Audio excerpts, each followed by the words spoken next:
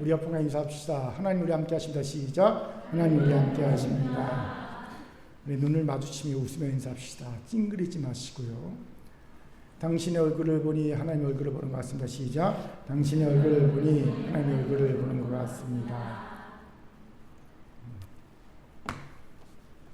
다 저를 주목해 주시기 바랍니다.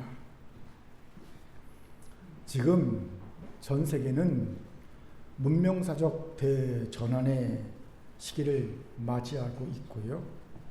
대한민국은 역사상 처음이자 100년에 한 번 올까 말까한 문명사적 대전환의 시기를 선도하여 초인류 국가로 발돋움할 기회 앞에 서 있습니다. 전 세계에서 압도적인 초인류 국가가 될 기회 앞에 서 있어요. 어쩌다가 극동지역의 반도 국가인 대한민국이 이런 엄청난 기회 앞에 서게 되었을까요? 이것을 하려면 18세기부터 지금까지 세계의 패권을 쥔 나라들이 어떻게 패권을 쥐게 되었는지를 잠깐 살펴볼 필요가 있습니다. 역사를 돌이켜보면 세상의 패권을 쥔 나라들은 항상 그 시대의 핵심 에너지를 선점한 나라였다는 겁니다.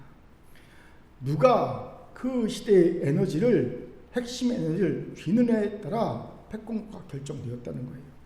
19세기 영국이 전 세계에 해가 지지 않는 나라로 군림할 수 있던 비결이 무엇이었습니까? 증기기관의 원리인 석탄을 가장 먼저 지배했기 때문입니다. 그러다가 20세기가 되면서 세상은 석유 시대로의 대전환을 맞이했지요. 이때 세계의 패권을 쥔 나라가 바로 미국이지요. 원래 미국은 20세기 초반까지만 해도 세계 대전을 통해 얻은 막대한 금을 기준으로 달러의 가치를 보증하며 세계 경제를 쥐락펴락했어요. 그런데 1970년대에 엄청난 오일쇼크, 석유 파동이 터지면서 위기가 닥쳐왔지요. 그때 미국이 어떤 기가 막힌 시세를 일궈냈는지 아십니까? 사우디아라비아를 찾아가 군사적 보호를 약속한 대신 앞으로 전 세계의 모든 석유는 오직 미국의 달러로만 결제하게 만든다는 밀약을 맺습니다. 이것이 그 유명한 페트로 달러 시스템이지요. 석유를 사려면 무조건 달러가 필요하게 만들어서 전 세계를 달러의 지배 아래에 둔 겁니다. 금의 시대에서 석유의 시대로 넘어가는 전환기를 정확하게 읽고 미국은 패권을 유지한 겁니다. 그리고 20세기 후반 세상은 또 한 번의 거대한 도약을 이뤄냅니다. 바로 컴퓨터와 인터넷이 지배하는 전기시대의 개막입니다. 여러분, 이것이 무엇을 의미하는지 아십니까?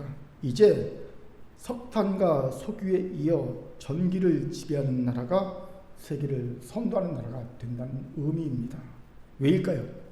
이 전기는요, 기존 에너지와 다른 독특한 특성이 있기 때문입니다. 전기는 기계를 움직이게 하는 강력한 에너지인 동시에 그 전류의 흐름을 통해 0과 1이라는 신호를 전달하는 거대한 정보 그 자체입니다. 즉, 인류는 역사상 처음으로 에너지와 정보가 하나로 통합된 시대를 열어버린 거예요. 에너지가 정보를 담기 시작하자 문명은 무서운 속도로 진화했습니다. 사람이 일일이 손으로 조정하지 않아도 기계가 스스로 정보를 판단하고 지하여 움직이는 자율화 시대로 곧바로 이어진 거예요. 전기가 흐르는 곳마다 정보가 흐르고요. 정보가 흐르는 곳마다 스스로 작동하는 자율적 시스템이 구축되었습니다. 그리고 마냥 멀게만 느껴졌던 그 자율화의 정점에서 이제 인류는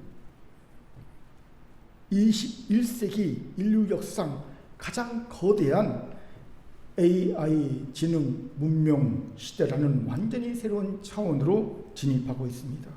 이제는 단순한 전기 신호나 정보의 전달을 넘어 인간처럼 스스로 학습하고 추론하는 인공지능 AI를 넘어 AGI 지능 에너지 시대가 도래합니다. 에너지 플러스 지능. 이 지능 에너지 시대를 선점하는 나라가 향후 100년의 세계를 리드하게 되는 거예요.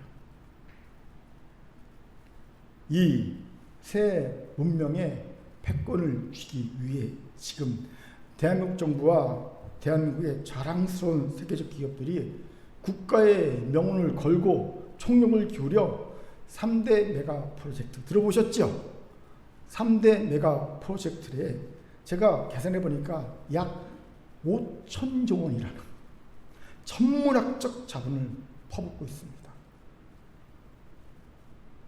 정확히는 4,700조 정도 됩니다. 세 군데가 3대 메가 프로젝트. 첫째는 새 시대의 뇌를 만드는 반도체. 둘째는 전기와 정보로 무장한 지능이 현실 세계의 몸을 잇고 움직이는 자율의 정점 피지컬 AI. 셋째는 이 엄청난 연산과 자율 시스템을 24시간 가동하게 만드는 거대한 데이터 센터입니다. 이 세 가지가 하나로 맞물려 문명의 충을 통째로 바꾸고 있을 그 선두에 대한민국이 있습니다. 어느새 우리가 그런 나라가 됐어요. 5천년 역사 가운데 한 번도 없었던 어마어마한 일들이 대한민국에 일어나고 있습니다. 세상은 에너지를 넘어 정보를 넘어 스스로 판단하고 실행하는 자율화와 지능 문명으로 이토록 무서운 속도로 진화의 시대를 선도해 나갑니다. 그런데 과연 오늘날 우리 한국교회와 우리 한국교회 성도들은 어떤 모습을 하고 있습니까? 세상은 에너지와 정보를 통합하여 주체적이고 자율적으로 움직이는데 우리는 여전히 누군가 밀어주어야만 간신히 움직이는 영적 수동성에 갇혀 있지는 않습니까? 외적인 환경이 조금만 바뀌어도 우왕좌왕하며 시대의 흐름 속에 표류하고 있지는 않습니까? 세상은 미래를 향해 수천조 원의 베팅을 하며 신속하게 드라이브를 오는데 보세요. 광주에 벌써 데이터센터 부지가 마련됐지 않습니까? 군공항에. 제 친구 교회가 그 근처에 있어요. 전화했어요. 너 놀았다. 너 놀았구나. 신나더라고요. 정말 수천조 원을 베팅하며 신속하게 드라이브를 오는데 정작 영적 시대를 분별하고 영혼을 구원해야 할 교회는 과거의 패러다임과 타성에 젖어 깊은 영적 침묵에 빠져 있지는 않습니까? 여기에 목회자인 저의 깊은 고민과 기도가 있습니다. 사실 저조차도 이 문명사적인 대전환의 시기에 교회를 어떻게 이끌어야 되는지에 대해 막막하게 그지없기 때문입니다. 오늘날 주변의 교회들을 보면 마치 구한말의 풍경을 보는 것과 같아요. 일단 잘 모르니까 문을 굳게 잠그고 우리만의 전통을 지키자는 흥선대원국식의 세국 정책을 펴는 교회와 목회자들이 참 많습니다. 답답하고 안타까운 현실입니다. 반면 정반대로 과거 구한말에 갑신정변을 일으켰던 김옥과 같이 급진적인 개혁을 시도하며 교회의 문을 활짝 열고 세상의 새로운 트렌드를 무분별하게 받아들이자는 이들도 있습니다. 하지만 이들 역시 불안하긴 마찬가지입니다. 깊은 영적 분별력 없이 그저 세상의 유행을 따라가는 측면이 분명히 있기 때문이지요. 그렇게 목회자로서 이 시대 앞에 서면 참 고민이 많아지고요. 기도의 무릎이 무겁기만 합니다. 사랑하는 성도 여러분, 어쩌면 오늘 이 말씀을 들으며 당장 먹고 살기 힘든데 그게 나랑 무슨 상관인가? 너무 먼 나라 얘기가 아닌가 싶을지 모르겠습니다. 충분히 그렇게 느끼실 수 있습니다. 하지만 딱 10년 아니 5년만 지나보십시오. 이 거대한 변화는 바로 나의 문제가 되고요. 우리의 자녀의 문제가 될 것이고요. 우리 큰 교회의 생존의 문제와 직결되는 거로 다가올 겁니다. 길어야 10년, 짧으면 5년 아닙니다. 세상은 어마어마하게 바뀔 겁니다. 상상할 수 없는 세계가 여러분 앞에 펼쳐질 겁니다. 그렇게 우리는 지금 이 문명적 대전환의 시대에 우리가 마땅히 할 바가 무엇인지를 하나님께 간절히 구해 알아야 합니다. 오늘 말씀을 통해 이 시대를 꿰뚫어보는 분별의 지혜와 마땅히 행할 바를 결단한 영적 동력이 우리 가운데 가득하기를 주의 이름으로 간절히 축원합니다. 아멘. 자, 저를 따라합시다. 하나님의 말씀으로 문명사적 대전환의 시기를 옆분과 웃으며 인사합시다. 분별하여 행합시다. 분별하여 행합시다. 이런 의견 오늘 본문이 귀한 통찰을 주죠. 본문을 봅시다. 오늘 본문인 역대장 12장은 이스라엘 역사상 가장 극심한 대전환기를 다루고 있어요. 초대 왕이었던 사울의 시대가 비참하게 저물고 하나님이 그 마음에 합한 자로 세우신 다윗의 시대가 덩토는 권력 구조의 거대한 변혁기입니다. 이 혼돈의 시대에 온 이스라엘 지파에서 칼과 창을 든 수만 명의 무장한 군사들이 다윗에게 몰려왔어요. 그런데 성경은 그 수많은 군대 중에서 유독 한 지파, 군사의 숫자는 보잘것 없었으나 역사의 물기를 바꾼 위대한 지파를 조명합니다. 바로 이사갈 지파입니다. 보면 32절은 그들을 이렇게 기록하죠. 같이 읽겠습니다. 시작. 이사갈 자손 중에서 시세를 알고 이스라엘이 마땅히 행할 것을 아는 우두머리가 200명이니 그들은 그 모든 형제를 통솔하는 자이며, 여기서 주목할 단어가 시세를 알고라는 단어입니다. 놀랍게도 역대상 10장의 다수의 지파들 중에서 오직 이사갈 지파에게만 이 말씀이 기록되어 있어요. 유다 지파는 싸우러 나왔고 에브라임 지파는 용사라 나왔으나 이사갈은 시세를 알기 때문에 나왔다고 말합니다. 이들은 비록 군사의 숫자는 다른 지파와 비교하여 보잘것없어 보이는 우두머리 200명에 불과했지만 다 시세를 아는 통찰력을 가진 이들로 구성되었다는 거예요. 요즘으로 치면 국가의 명운을 바꿀 200명의 최고 엘리트 브레인 집단인 겁니다. 그리고 이들은 당당하게 다윗과 함께 하나님이 열어주신 새 시대의 주역이 되지요. 여기서 질문을 던져야 합니다. 도대체 어떻게 이사갈 지파는 이 거대한 대전환의 시대에 세상의 그 어떤 군대보다도 더 빠르게 역사의 흐름을 읽고 영적 흐름을 꿰뚫어 볼 수 있었을까? 오늘 우리는 이 본문을 배경으로 세상의 거대한 변화와 빠른 속도 앞에서 주저하거나 주눅들지 않고 오히려 시대를 분별하고 선도하는 영적 이사갈 지파가 되는 비결을 본격적으로 배우고자 합니다. 함께 본문 속으로 들어가 봅시다. 먼저 이사갈 지파는요, 영적 데이터 센터를 가동했다는 겁니다. 어떻게 이런 말을 합니까? 이것을 알기 위해서는 시세를 알고라는 구절의 뜻을 정확하게 알아야 합니다. 먼저 시세를 읽다는 히브리어는 이 팀입니다. 이 팀. 이건 단순한 물리적 시간, 크로노스, 흐르는 시간이 아니라 하나님의 섭리가 개입하는 결정적인 때, D-Day라고 하죠. D-Day의 복수형입니다. 카이로스의 복수형입니다. 크로노스가 아니라 카이로스, D-Day의 복수형이 이 팀입니다.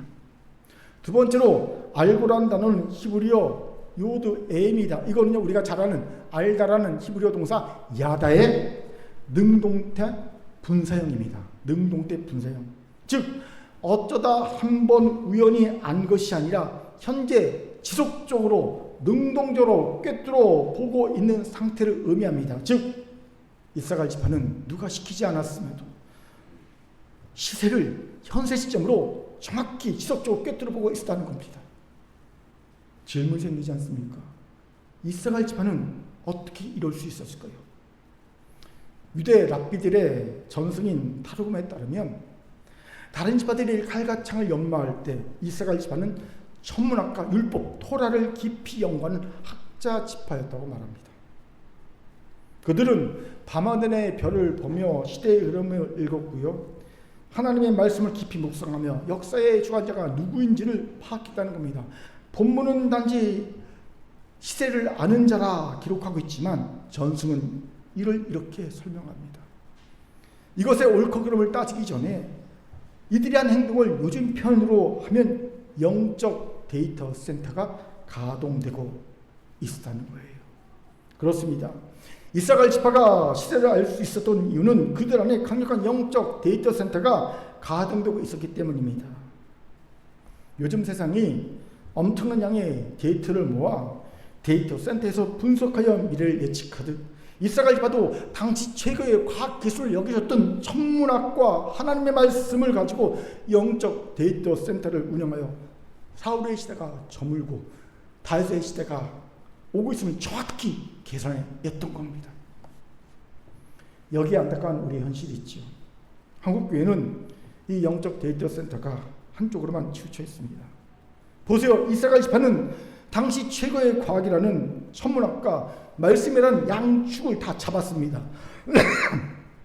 그런데 한국교회는 이 양축 중 세상의 지식에 대해 거의 문외한 수준에 있습니다. 아니, 터부시하고 있단 말이 맞을 겁니다.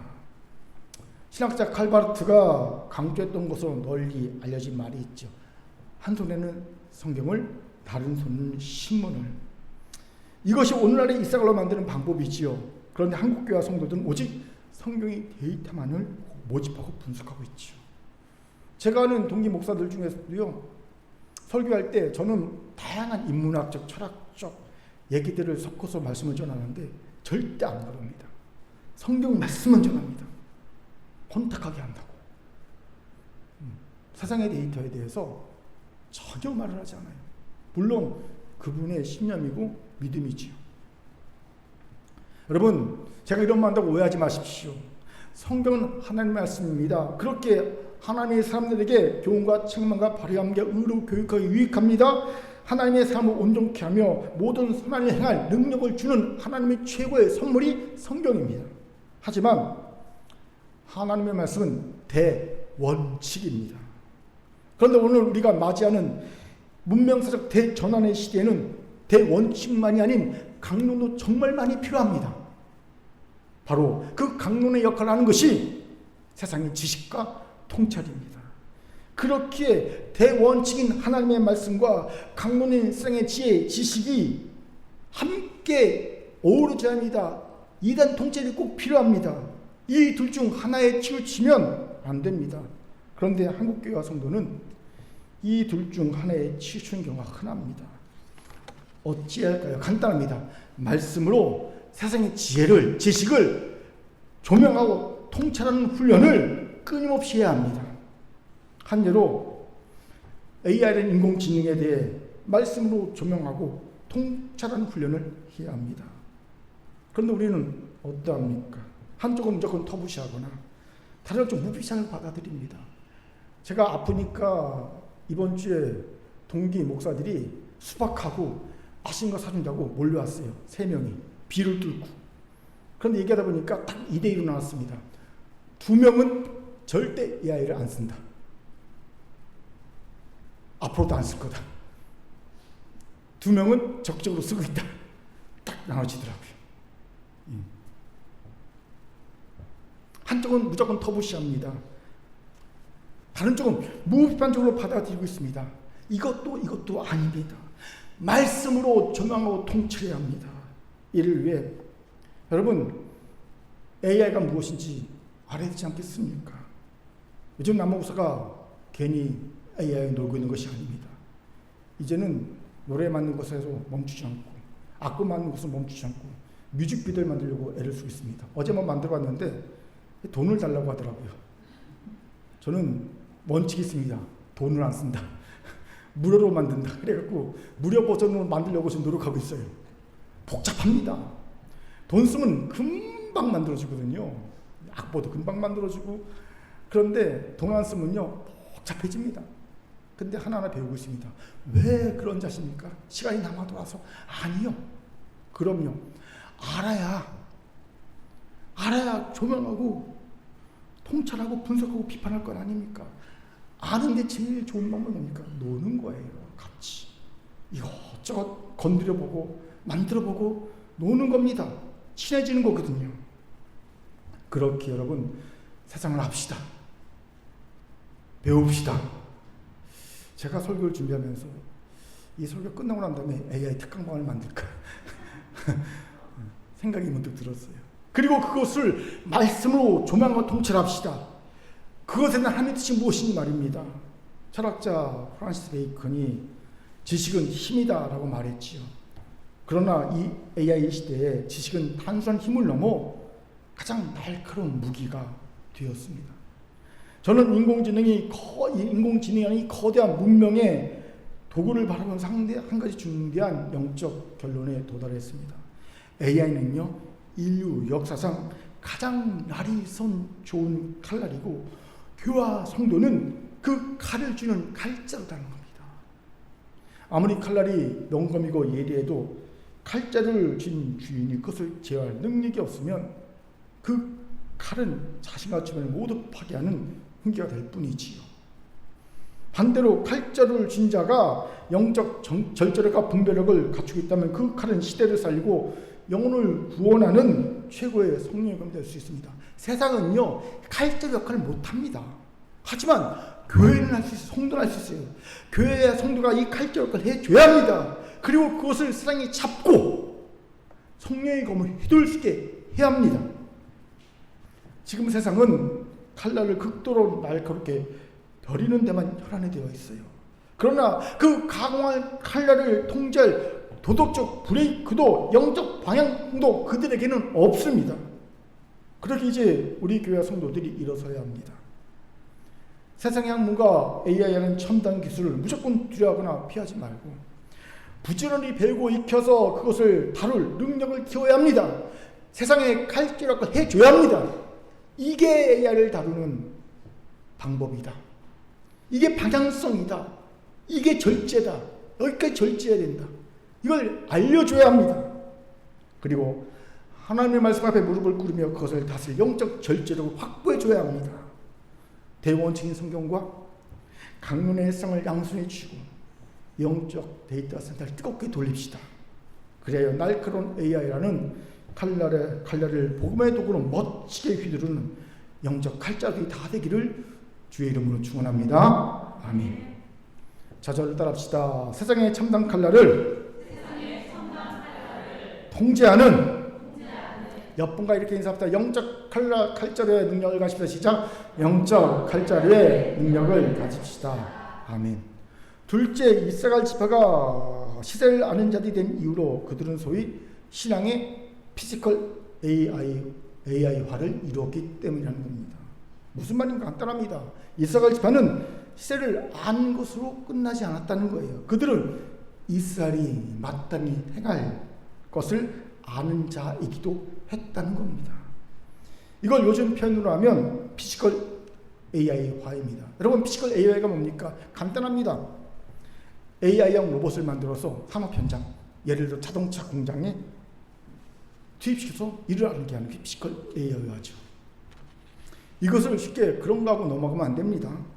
보통의 경우는요, 머리로는 알아도 구체적으로 아는 걸 어떻게 행하로 바꿔야 하는지에 대해 몰라서 멈추고 있는 일이 허다기 때문입니다. 저는 큐티를 강의하면서 많이 경험한 바가 있어요.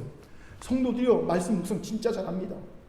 그건 정작 그렇게 잘한 말씀 묵상을 가지고 어떻게 적용할지를 딱 물어보면 거기서 난감합니다. 적용을 못해요. 묵상은 잘하는데 실제 오늘 그 말씀을 어떻게 적용할지를 몰라서 머뭇거리는 경우가 허다합니다. 그러니 이스라엘이 마땅히 행할 바를 알았다는 것이 대단하다는 거예요. 그래서 궁금하지요. 그들은 어떻게 구체적으로 행동할 바를 알았을까요? 이를 알기 위해서 가장 먼저 보아야 할 단어가 이스라엘이라는 단어입니다. 이스라엘 지파가 마땅히 행할 바를 아는 자들이 아니었다는 겁니다. 대신 그들은 이스라엘을 넘어서 이스라엘이 마땅히 행할 것을 아는 자였다는 겁니다. 바로 이것이 그들이 아는 것을 구체적으로 행동할 수 있게 한 힘이 되었다는 거예요. 왜입니까? 간단합니다. 우리가 왜 알면서도 구체적으로 적용하지 못합니까? 작은 나, 소화를 벗어나지 못하기 때문입니다. 구체적 예를 들어볼까요? 교회에 손이 듣는 말 하나가 있어요. 괜히 나서면 독박 쓴다. 무슨 뜻입니까? 교회의 필요나 어려움을 보고 건의나 주장을 하면 사람들이 말합니다. 그럼 네가 맡아 해. 이렇게 되는 거거든요. 예. 여러분, 이 말에 어떤 감정이 담겨 있는지 아십니까? 손해보기 싫다는 감정이 담겨 있습니다. 그런데 이게 바로 소아의 감정을 벗어나지 못한 상태입니다. 이러면 마땅히 행할 바를 알면서도 못합니다. 저도 이런 경험이 참 많아요. 어떤 선택이 교회와 성도를 위한 옳은 선택인지 마땅히 행할 바인지를 압니다. 그런데 그 선택을 하는 순간 내 몸이 피곤해지거든요. 머리가 복잡해집니다. 그러면요, 저도 머뭇거릴 때가 있습니다. 이렇게 소아의 유익을 벗어나지 못하면 아무리 머리로 마땅히 행동할 바를 알아도 머뭇거리는 것이 인간입니다. 그런데 이사갈 집화 보십시오. 그들은 이사갈이 아닌 이스라엘이 마땅히 할 바를 생각합니다. 즉 소아의 유익을 벗어나 대야 공동체의 유익을 먼저 생각하고 있다는 겁니다. 그렇습니다. 내 지파의 안위, 내 안락함이란 소위 소아의 가두리 양식장을 깨부수고 나와서 온 나라와 공동체란 대하의 바다를 바라보았기에 그들은 머뭇거리지 않고 움직일 수 있었다는 겁니다. 내가 피곤해질까봐, 내가 손해볼까봐 계산기를 두드리는 순간 우리는 영적 마비가 찾아오지요. 이스라엘 집안은 그 계산기를 부숴버린 거예요. 내가 손해를 보더라도 하나님의 몸된 이스라엘 전체가 살 길이라면 그것이 마땅히 행할 바임을 알았고 그 거룩한 책임감이 그들을 관념의 자리에서 행동의 자리로 일어나게 한 거예요. 밀어낸 겁니다.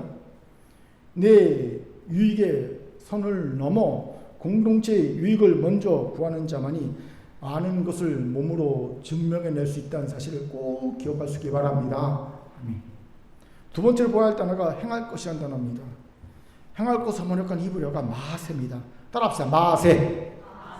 하나 정도는 외우세요. 마세. 이건 단순한 윤리적 의무가 아니라 구체적인 노동, 실행, 프로젝트를 뜻하는 단어입니다. 즉 이사갈 집안은 시대를 아는 것을 관념만이 아닌 구체적인 노동으로, 실행으로, 프로젝트로 바로 전환했다는 겁니다.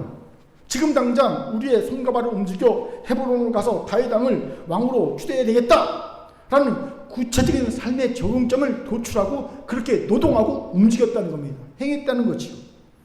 그렇게 오늘날의 피지컬 AI와 같다고 말하는 겁니다.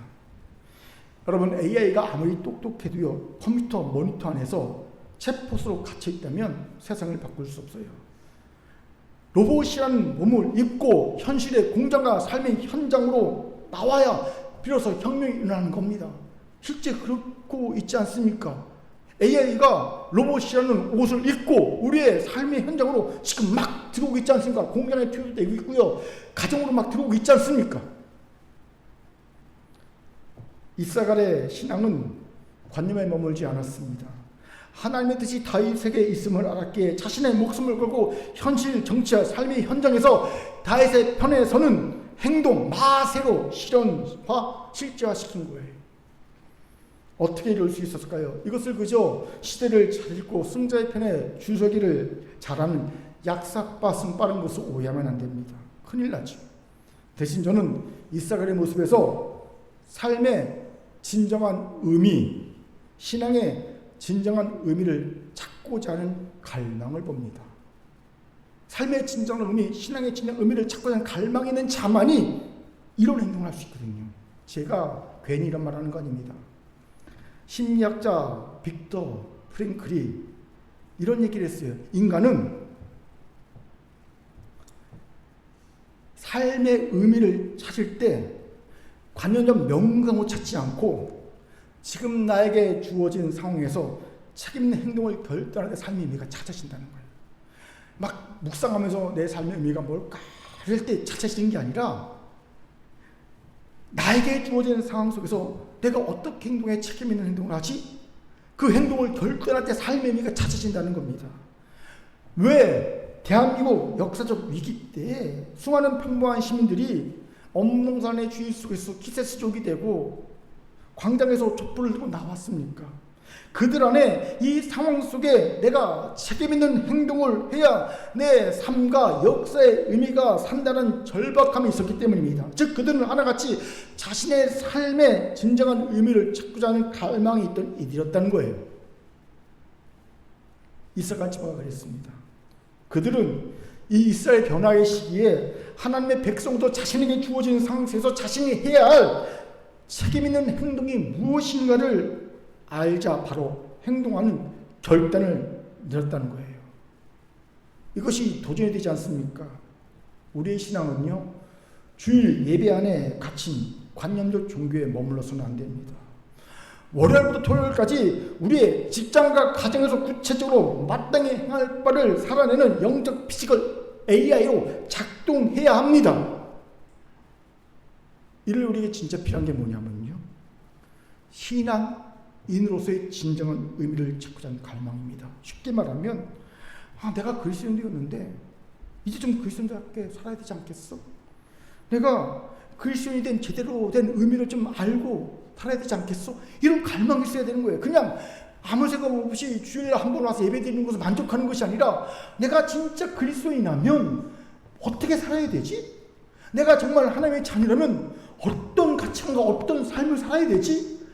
고민하는 갈망이 있어야 한다는 겁니다. 자각이 있어야 한다는 거지요. 바로 이런 자각과 갈망이 메마른 우리 영혼을 움직여 피지컬 AI로 구동시키는 최종 스위치가 된다는 거예요. 주일날 예배당 의지 앉아, 말씀 좋다, 은혜 받았다 라며 모니터 안에 챗봇처럼 갇혀있는 종교생활은 이제 끊어야 합니다. 그것은 가짜이기 때문에. 그리스도인이 되었다는 진정한 의미는 월요일부터 토요일까지 내 삶의 현장에서 작은 예수로 살아내는 책임있는 행동, 마세로 증명되는 거예요. 세상은 지금 우리에게 묻고 있지요. 너희가 믿는 복음이 너희의 삶을 실제 움직이고 있어?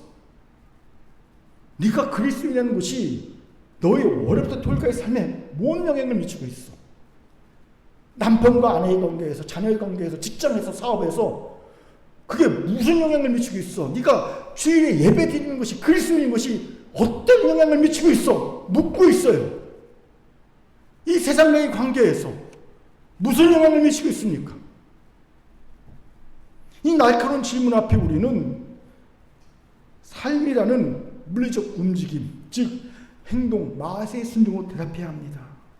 내가 손해보더라도, 내가 억울해도 그리스도인이기에 마땅히 손해보고 용서하고, 그리스도인이기에 마땅히 정직하고, 그리스도인이기에 마땅히 교회를 위해 헌신하는 구체적인 실체로 살아간다는 거죠.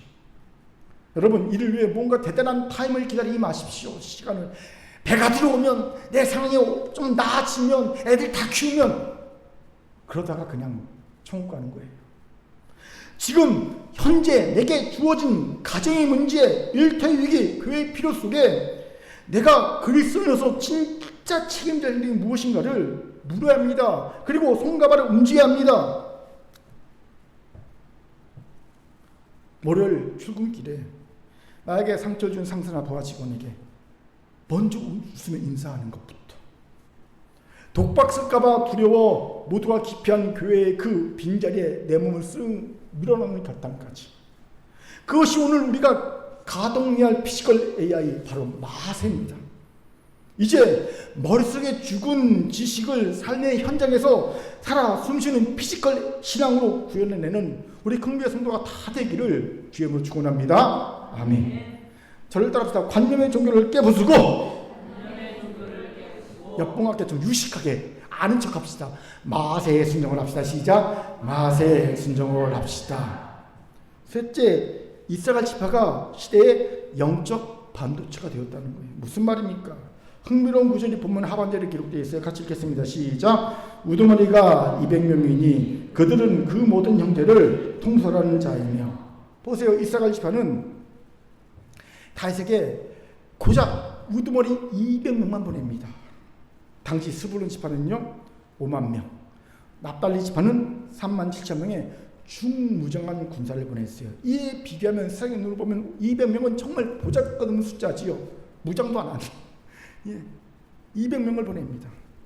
그런데 성경은 이 200명을 향해 그들은 그 모든 형제를 통솔하는 자, 히브리어 RPM이라고 묘사합니다.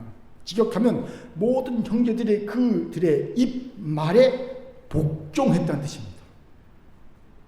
수만 명의 칼과 창을 든 군사들이 무력도 없고 숫자도 적은 200명의 이스라엘 지파의 리더들의 말을 따랐다는 거예요. 여기서 이런 의구심이 드는 분이 있을 겁니다. 목사님, 200명의 말에 복종한 이들은 전체 이스라엘이 아니고 이스라엘 지파 사람들만이 아닙니까? 본문을 읽다 보면 그 이스라엘 지파 사람들만 따르던 이스라엘의 리더들 아닙니까? 이런 의구심이 들 수 있어요. 결코 그렇지 않습니다. 그 이유는 간단합니다. 이스라엘 지파는 단지 이스라엘 지파가 마땅히 행할 것을 아는 자들이 아니라 이스라엘 전체가 마땅히 행할 바를 아는 자들이라고 성경이 묘사해주고 있지 않습니까?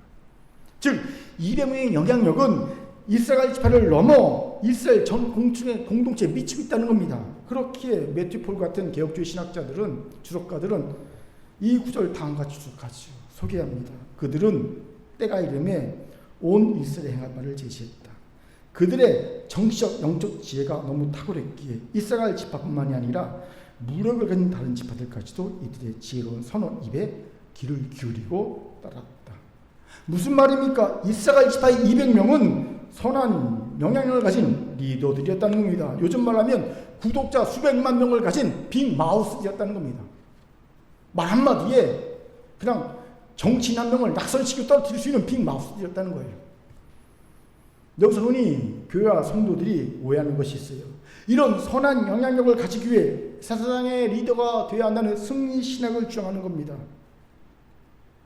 야, 그러니까 우리가 세상 리더가 되고 좋은 성과 내야 되는 거야. 영향력을 가지려면 이게 승리신학의 주장이지. 이건 전혀 예수님의 가르침과 다른 주장입니다. 왜요?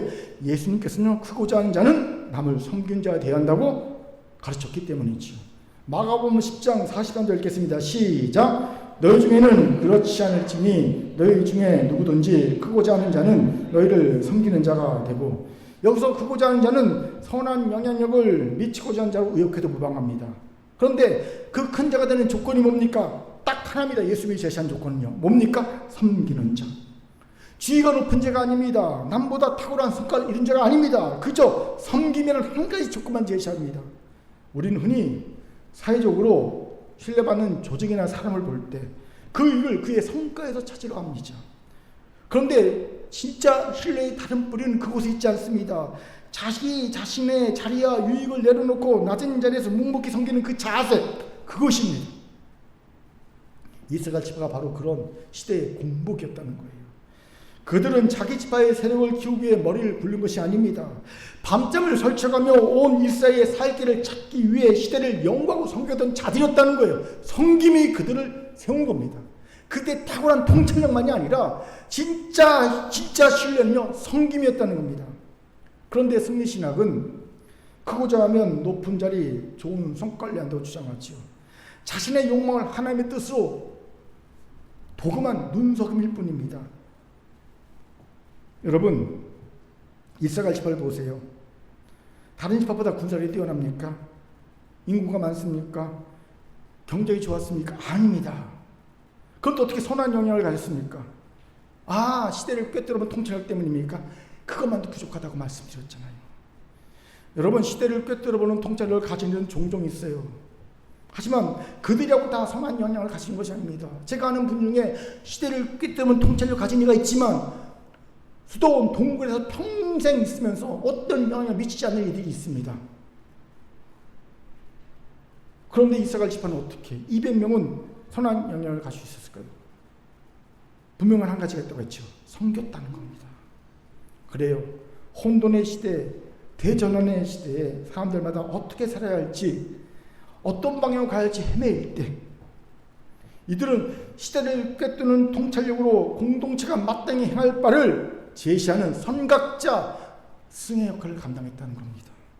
그리고 비록 200명은 적은 숫자였지만 그들의 말에 이스라엘 전체가 복종하고 따라오는 일이 벌어졌던 겁니다. 여기에 이 문명사 대전환의 시대에 교회와 성도가 반드시 차지해야 할 영적 포지션이 나타납니다. 어떤 자리를 차지해야 되는가? 바로 이스라엘의 200명의 자리입니다. 비록 힘은 없지만, 숫자는 적지만, 무장은 되어 있지 않지만 우리가 200명만 될 수 있다면 우리는 충분히 이 대전의 시대를 리드할 수 있습니다. 영향력을 미칠 수 있습니다. 이런 점에서 저는 이 시대의 교회와 성도가 핵심 반도체, 뇌 역할을 해야 한다고 생각합니다. 반도체는요, 크기가 아주 작지요. 하지만 이 반도체가 없으면 수천조가 들어간 데이터 센터 한낱 고철덩어리에 불과할 뿐이죠. 그렇지요. 어마어마한 돈이 들여야 되는 데이터 센터가 반도체 없으면요, 고철덩어리입니다. 우리가 그런 반도체 같은 성도와 교회가 돼야 한다는 거지. 여기서 우리는 한 가지 중대한 질문과 마주하게 되지요. 목사님, 뇌나 반도체 칩은 아주 작은 소수인데 그렇다면 우리 중 몇몇 핵심 브레인만, 쉽게 말하면 우리가 생각하고 공부 잘하고 똑똑한 몇몇만 이라고 나머지 대다수 성도들은 그저 들러리란 말입니까? 결코 그렇지 않습니다. 그런 생각은 반도체와 뇌의 작동 원리를 잘 모르게 생긴 오해입니다. 어려운 말 좀 할게요. 현대철학에서 창발성이라는 개념이 있어요. 창발성. 아무리 똑똑한 인공지능 반도체 칩이라도 실리콘 조각 하나가 스스로 생각한 것이 아닙니다. 수십억 개의 미세한 트랜지스터와 소자들, 기본 가장 작은 단위 소자들이 거미줄처럼 유기적으로 연결되어 서로 신호를 주고받을 때 개별 소재에는 없던 거대한 재능과 통찰이라는 것이 창발적 능력으로 생기는 겁니다. 하늘에 뚝 떨어지듯이 생기는 거예요. 뇌도 마찬가지지요. 뇌세포 하나는 아무것도 아니지요. 수천 개의 신경세포, 뉴런이라고 하지요. 시냅스가 그러니까 세포살에 떨어져 있지 않습니까? 근데 이게 전기 자극이 오가면서 정보와 물질이 전달되지요. 시냅스로 촘촘히 결합하여 일제히 상호작용할 때 비로소 시대를 꿰뚫는 거대한 생각과 힘이 뚝 떨어져 탄생하는 거거든요. 이것이 무엇을 말하는지 아십니까? 이사갈의 200명은 고립된 천재들이 아니었다는 거예요. 그들 뒤에는 200명의 리더가 내리는 정확한 연상과 방향성에 온 마음과 기도로 동조하고 그 신을 온몸으로 받아 세상 속으로 퍼뜨린 수많은 이사갈의 지체들이 연결했다는 겁니다.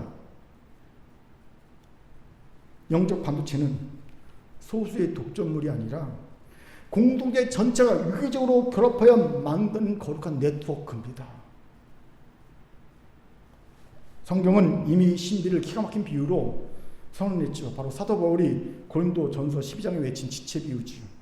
우리 교회 진짜 진짜 사랑템은 누구십니까? 우리 주 예수 그리스도십니다. 그리고 우리 모든 성도는 그분의 몸을 이루는 손과 발이요 내 눈과 귀요 보이지 않는 세포 조직인 지체들입니다. 머리신 예수 그리스도께서 시대의 통찰과 방향성에는 영적 전류를 흘려 보내실 때 몸된 교회 안의 모든 째는 낙오 없이 연결되어 상호 작용해야 합니다. 손이 발을 향해 너는 머리가 아니 쓸데없다 라고 할 수 없고요. 눈이 귀를 향해 너는 뇌가 아니니 들러리다 라고 할 수 없습니다. 보이지 않는 미세한 도선 하나가 끊어지면 슈퍼컴퓨터도 멈춰버립니다. 여러분, 우리나라가 전투기 엔진을 스스로 제작하지요. 대박. 그런데 뉴스를 보니까 그 전선 수십 킬로 도금할 때 전선 피복할 때 있죠. 그거를 기계한테 안 맡긴답니다. 사람이 직접 다 한답니다. 왜요? 혹시 중간에 피복이 벗겨질까봐. 벗겨지면요, 그 어마어마한 비행기가 폭발하거든요, 공중에서. 그래서 그거를 하나하나 사람들이 일일이 다 검사한다는 거예요. 여러분, 미세한 보이지 않는 도선 하나가 끊어지면 슈퍼컴퓨터가 멈추듯 지체 중 단 한 사람이라도 그리스도의 통제에서 이탈하면 교회는 영적 반도체로서 기능을 상실합니다. 그래서 요즘 교회가 영적 반도체가 되지 못하는 거예요. 자꾸 다 끊어져 있으니까. 그러므로 우리가 세상의 핵심 반도체가 된다는 것은 내가 높은 자리, 뇌 자리에 올라가 뇌 행세하는 것이 아니라 철저하게 머리신 예수 그리스도의 명령에 복종하여 서로가 성리를 섬기는 섬김으로 촘촘히 연결되는 겁니다. 예를 들어 하나님이 저에게 말씀을 딱 주시면 말씀 선포하잖아요. 그러면 이 말씀을 받은 성도들이 월화부터 토요일까지 막 세상에 나가서 상호 연결되면서 막 그 말씀대로 살아내는 겁니다. 그게 영적 네트워크예요. 거룩한 네트워크입니다. 이사갈 지파 200명의 입에 수만 명의 군대가 복종했던 진짜 비결이 여기 있습니다. 그 200명은 지배한 자들이 아니라 멀신 하나님의 뜻을 가장 먼저 받들어 온몸으로 이스라엘 성에서 거룩한 소자들이었습니다. 그들이 섬김으로 이스라엘 전체를 하나의 영적 네트워크로 묶어냈을 때 세상의 무력과 숫자를 압도한 하늘 지혜가 창발한 겁니다. 뚝 떨어질 수 있는 거예요. 사랑하는 군계 성도 여러분, 세상의 돈, 권력, 숫자를 부러워하며 승리신학의 노예가 되지 마세요. 세상이 아무리 수만 명의 군대처럼 거대하게 으르렁거려도 머리이신 예수 그리스도의 저 부시가 교회가 영적 반도체로 깨어나기만 하면 세상은 교회의 입을 주목할 수밖에 없습니다. 적어도 우리 큰 교회가 적잖아요. 하지만 우리가 영적 반도체 깨어나기만 하면 세상은 우리 큰 교회의 입에 주목할 수밖에 없습니다. 주일 예배에서 머리이신 주님의 통찰을 공급받았다면 이제 월요일부터 여러분이 속한 지체의 자리에서 거룩한 신호를 유기력으로 연결하세요. 그리하여 혼돈을 가득 찬 이 대전환의 시대에 세상에 가야 할 정확한 구원의 방향을 제시하는 시대의 영적 반도체, 머리신 그리스도의 거룩한 지가 되기를 주님으로 축원합니다. 아멘. 저를 따라합시다. 예수 그리스도께 온전히 연결되어 시대를 살리는 옆방과 인사합시다. 영적 반도체가 됩시다. 영적 반도체가 됩시다. 이제 말씀 마치죠. 사랑하는 큰교회 성도 여러분, 오늘 설교를 들으시면서 혹시 속으로 이런 생각하신 분이 있으십니까? 오늘 남목사가 은혜를 주려는 생각은 포기하고 4차 산업혁명 특강을 했구나.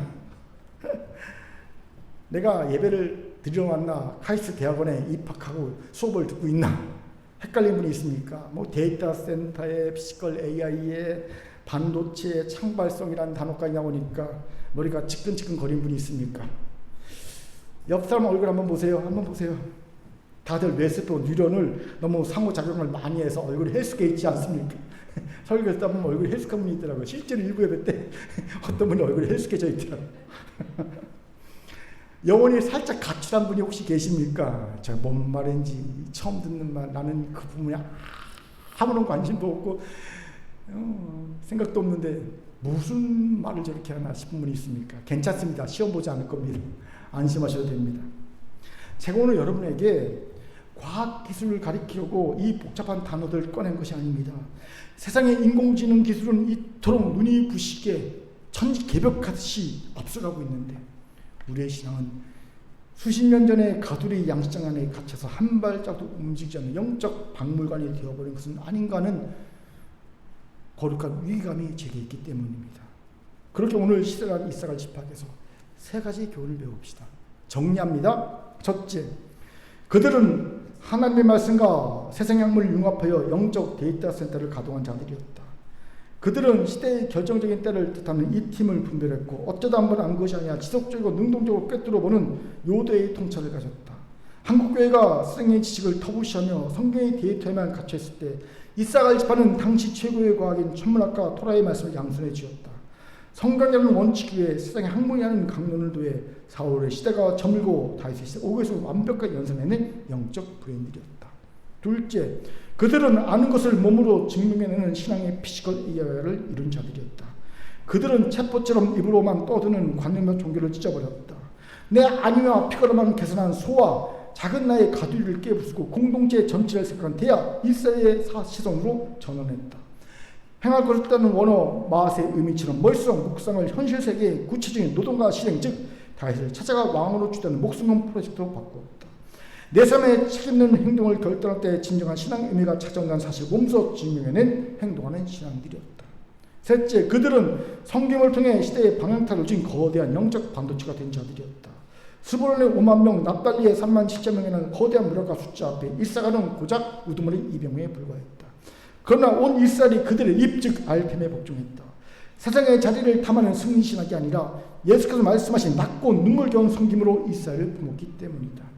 미세한 반도체 소자들이 유기적으로 연결될 때 거대한 지능이라는 창발성이 터져나오듯 머리신 예수 그리스도께 온전히 연결되어 서로를 섬김의 네트워크로 묶어낼 때 세상을 리드하는 사랑탑이 될 수 있음을 보여주었다. 바로 이 모습이 오늘 이 문명사적 대전환의 앞에 서 있는 우리 큰 교회가 마땅히 차지할 영적 포지션 자리입니다.